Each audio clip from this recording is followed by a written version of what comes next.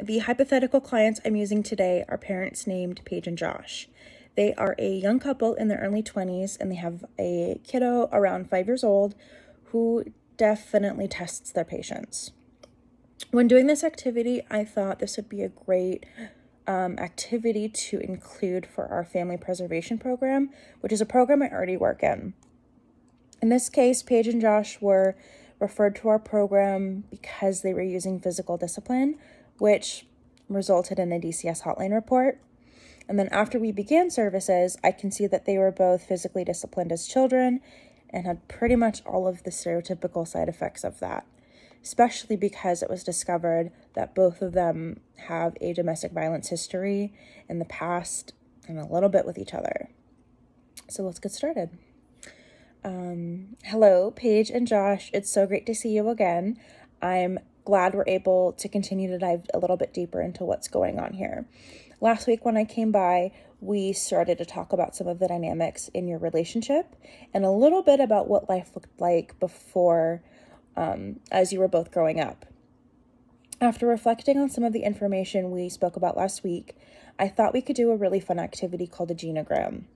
A genogram is a way to map out relationships from past generations. We're talking about your grandparents and your parents.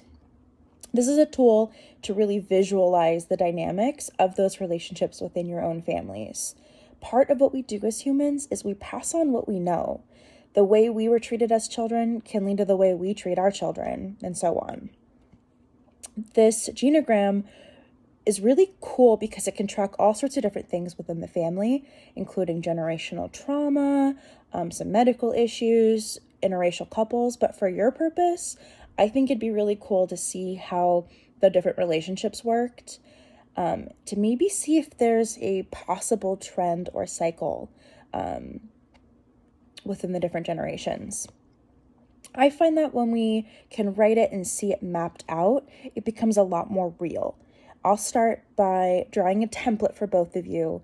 We'll pick some symbols to represent different things, and you'll both work on it together, but separate. So you're going to work on your own family.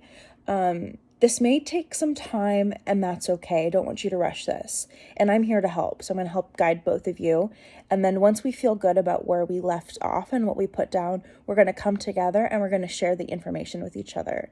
And the hope is that we can start in identifying some of these family strengths and probably some weaknesses, and then see what we'd like to carry on moving forward with our new family. So let's get started.